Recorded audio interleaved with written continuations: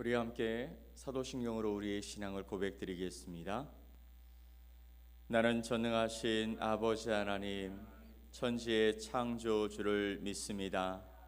나는 그의 유일하신 아들 우리 주 예수 그리스도를 믿습니다. 그는 성령으로 잉태되어 동정녀 마리아에게서 나시고 본디오 빌라도에게 고난을 받아 십자가에 못 박혀 죽으시고 장사된 지 사흘 만에 죽은 자 가운데서 다시 살아나셨으며 하늘에 오르시어 전능하신 아버지 하나님 우편에 앉아 계시다가 거기로부터 살아있는 자와 죽은 자를 심판하러 오십니다. 나는 성령을 믿으며 거룩한 공교회와 성도의 교제와 죄를 용서받는 것과 몸의 부활과 영생을 믿습니다. 아멘. 우리 찬송 94장 찬송 함께 해드리겠습니다.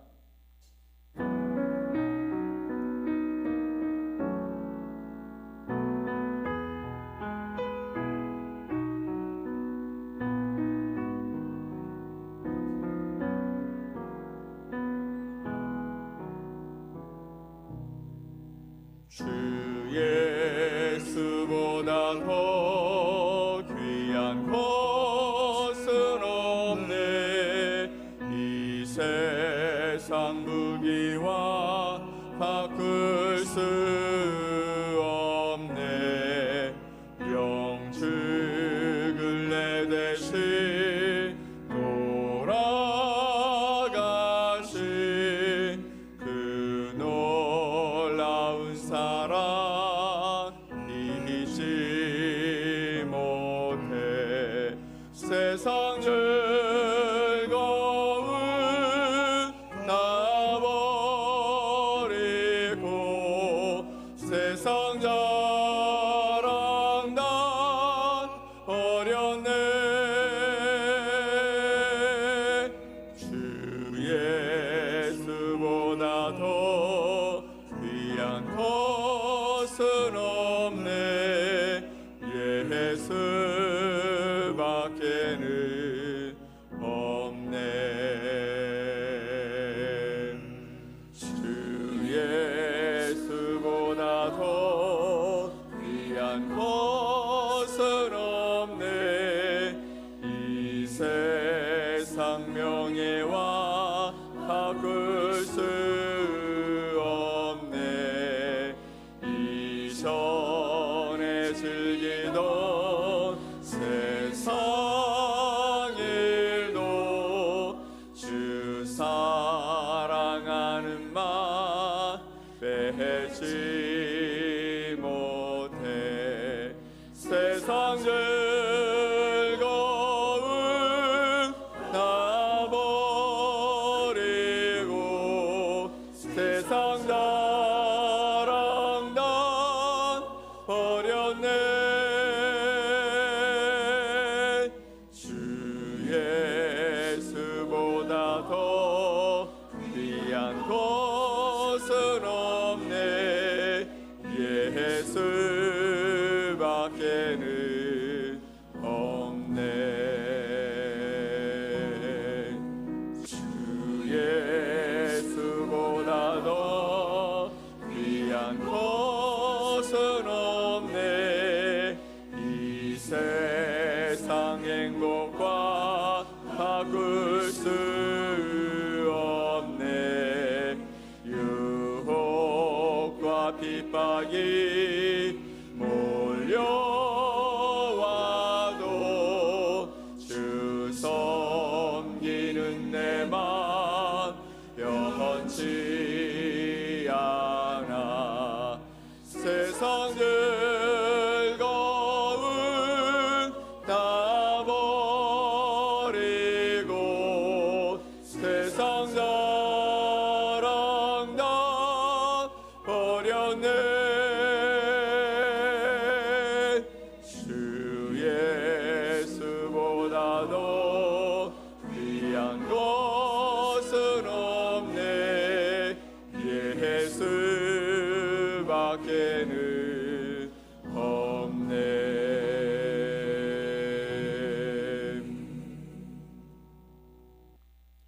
오늘 함께 보실 말씀은 누가복음 2장 12절 말씀입니다. 신약성경 누가복음 2장 12절 말씀을 우리 한 목소리로 함께 말씀을 보겠습니다. 너희가 가서 강보에 쌓여 구유에 누워 있는 아기를 보리니 이것이 너희에게 표적이니라 하더니 아멘. 너희가 가서 강보에 쌓여 구유에 누워 있는 아기를 보리니 이것이 너희에게 표적이니라. 오늘 이 말씀을 통해서 구유의 기적, 가장 낮은 곳에서 시작된 하늘의 이야기라는 제목으로 여러분과 하나님의 말씀을 함께 나누겠습니다. 오늘 우리가 묵상할 말씀은 바로 누가복음 2장 12절 말씀입니다. 이제 성탄절을 앞두고 있는데 계속해서 예수 그리스도께서 이 땅에 오신 이유에 대한 그리고 그 의미에 대한 이야기를 함께 나눕니다. 오늘 2장 12절 말씀에 천사가 들판에 있는 목자들에게 말하고 있죠.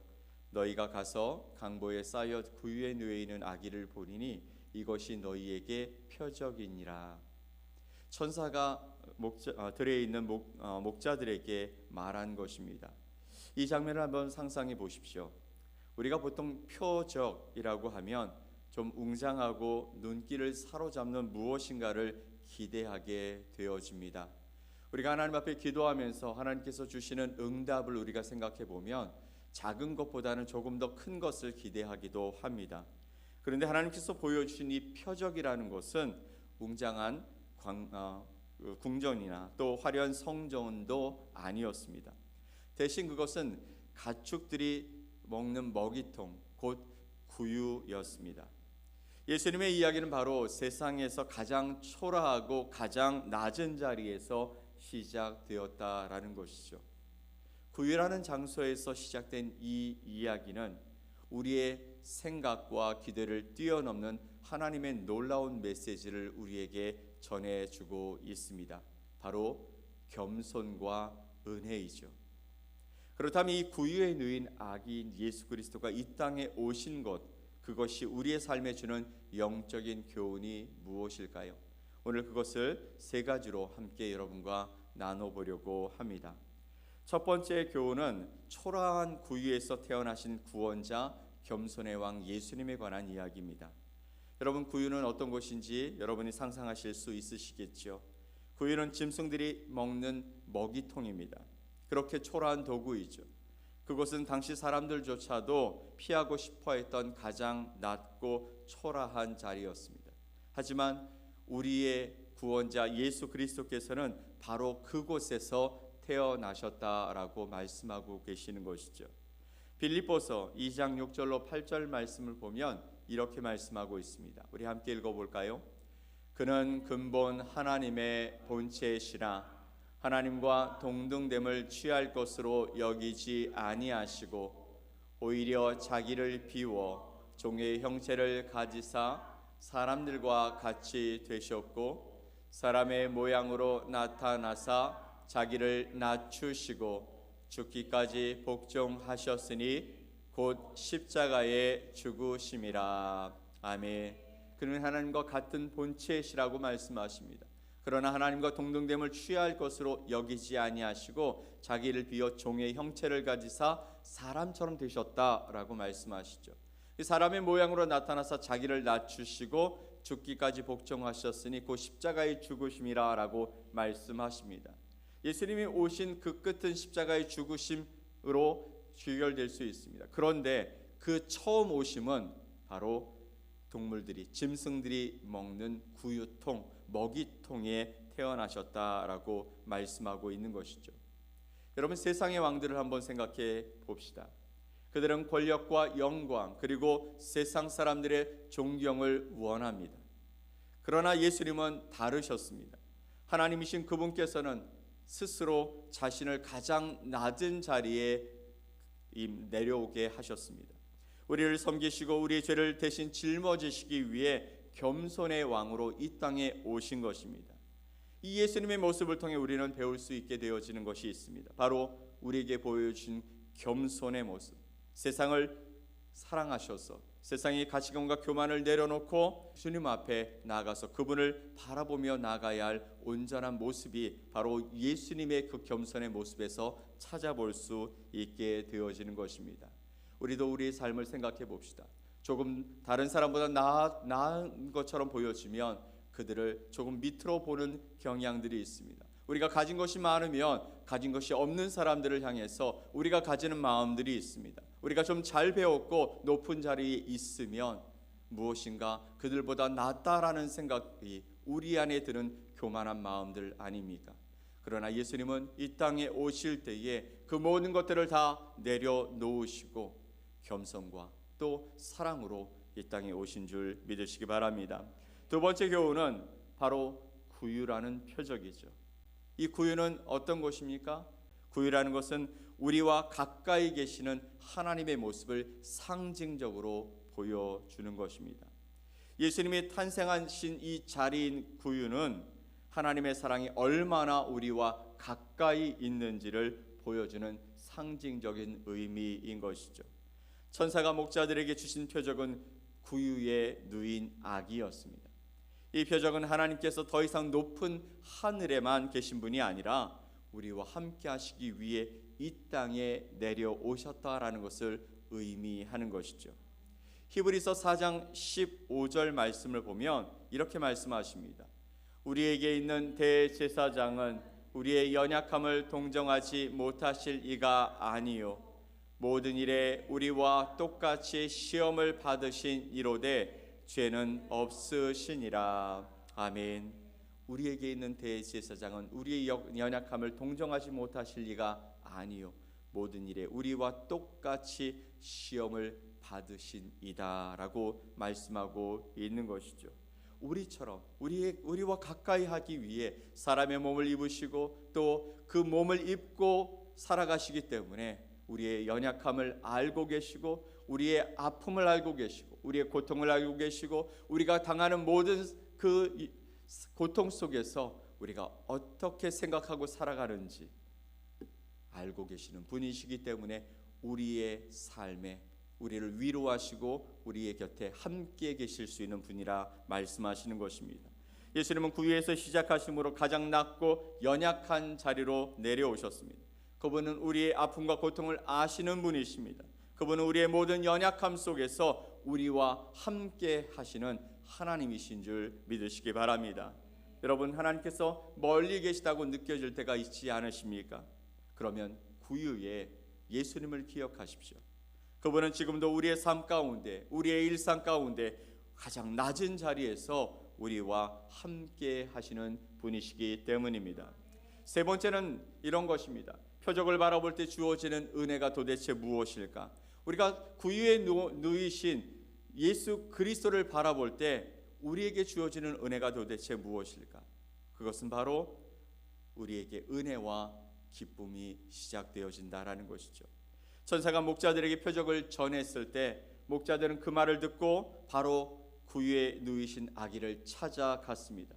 그들은 예수님을 만났고 그들은 그곳에서 큰 기쁨과 소망을 얻게 되어진 것이죠. 천사가 전해준 메시아의 탄생을 그들은 어디서 보게 되어지냐면 왕궁도 성전도 아닌 바로 그들과 가까이 있었던 구유에서 보게 되어진 것입니다. 그래서 그들 가운데 하나님의 평강과 하나님의 소망이 그들 가운데 임하게 되었다라는 것이죠. 마태복음 11장 28절 말씀을 보면 수고하고 무거운 짐진 자들아 다 내게로 오라 내가 너희를 쉬게 하리라. 아멘. 만약에 그분이 왕궁에 계셨다면 이런 목자들이 왕궁으로 찾아가서 그분을 만나 뵐 수 있었을까요?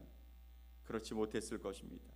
우리의 삶의 짐이 무겁고 길이 막막해 보일 때 그분을 향해서 달려갈 수 있게 되어지는 것은 우리와 함께 하신 하나님, 우리 가운데 임재하신 하나님, 언제 어디서든지 그분께 나아갈 수 있는 그 길이 열렸다라는 것이죠. 목자들이 구유의 아기를 찾아갔듯이 우리도 예수님을 찾아가고 예수님을 바라볼 때 세상이 줄 수 없는 평안과 은혜를 경험할 수 있게 될 줄 믿습니다. 사랑하는 성도 여러분, 오늘 우리는 구유의 누인 아기를 통해서 세 가지 귀한 교훈을 나눕니다. 첫 번째는 그분은 겸손의 왕으로 이 땅에 오셔서 섬김의 본을 보여주셨습니다. 그러니 우리도 섬김의 삶을 살아가야 하겠죠. 두 번째, 그분은 우리와 가장 가까이 계시는 하나님으로 우리의 연약함 속에 들어와 주셨습니다. 우리의 연약함을 알고 계시고 위로하시고 우리를 세우실 수 있는 그 하나님으로 우리 곁에 오신 그 주님을 바라보면서 우리가 주님의 그 사랑과 은혜를 이 땅에 흘려보내서 연약하고 부족한 사람들에게 나아가 하나님의 사랑을 전할 수 있는 아름다운 사람들이 되어주시기를 간절히 소망합니다. 세 번째, 그분은 은혜의 근원이 되셔서 우리에게 참된 평안과 소망을 허락해 주셨습니다. 우리가 삶의 힘들고 어려운 부분을 살아갈 때조차 우리의 눈을 하늘을 향해 또 우리와 함께 계시는 주님을 바라볼 때에 우리 가운데 참된 평안과 소망이 넘쳐나게 될 줄 믿습니다. 우리가 이 은혜를 기억하면서 오늘 하루도 예수님을 삶의 중심에 모시고 우리와 함께 하시는 그 주님 때문에 행복하고 즐거워하고 또 기뻐하고 또 우리의 삶의 평안과 소망을 주시는 주님을 바라보며 담대하게 우리의 삶을 살아가는 저와 여러분 되시기를 간절히 소망합니다. 예수 그리스도께서 우리에게 오신 그 이유를, 우리에게 주신 이 말씀을 우리가 기억하면서 오늘도 우리와 함께하는 우리 곁에 있는 하나님의 사람들, 또 믿지 못하는 사람들에게 이 기쁜 소식을 함께 나누는 복된 삶이 되시기를 예수 그리스도의 이름으로 간절히 축원드립니다. 아멘. 우리 함께 기도하겠습니다. 하나님 아버지, 감사합니다. 낮고 천한 자리에 우리를 구원하시기 위해 당신의 아들을 보내주시고 그리고 그곳에서 하나님의 기적이 또 하나님의 은혜가 시작되게 하여 주셔서 감사합니다. 우리를 통해 주님의 영광을 바라보게 하시고 주님과 가까이 나아갈 수 있는 놀라운 길들을 열어주셨습니다. 아니, 주님께서 우리 곁에 찾아오셔서 내가 너와 함께한다 말씀하시는 놀라운 은혜로 우리를 인도해 주셨습니다. 이 놀라운 사랑과 은혜가 시작되어진 이 성탄절에 우리가 주님 주시는 그 놀라운 사랑과 은혜를 나누고 그 소식을 세상에 전하는 아름다운 발길이 될 수 있도록 도와주시옵소서. 오늘도 주님 때문에 행복한 하루가 되어지게 하시고 주님이 우리에게 맡겨신 그 자리에서 하나님을 기쁘시게 하고 하나님의 영광을 드러내며 살아가는 복된 하루가 될 수 있도록 도와주시옵소서. 우리를 통해 주님께서 이루실 일들을 이루가기에 부족하지만 성령 하나님 우리 가운데 임재하여 주셔서 충만하게 함께하여 주셔서 주님의 영광을 드러내고 하나님의 나라를 세워가는 복된 하루 되게 하여 주시옵소서. 감사드리며 예수 그리스도의 이름으로 기도 올리옵나이다. 아멘. 하늘에 계신 우리 아버지여, 이름이 거룩히 여김을 받으시오며 나라가 임하시오며 뜻이 하늘에서 이루어진 것 같이 땅에서도 이루어지이다. 오늘 우리에게 일용할 양식을 주시옵고 우리가 우리에게 죄 지은 자를 사하여 준 것 같이 우리 죄를 사하여 주시옵고 우리를 시험에 들게 하지 마시옵고 다만 악에서 구하시옵소서. 나라와 권세와 영광이 아버지께 영원히 싸움나이다. 아멘.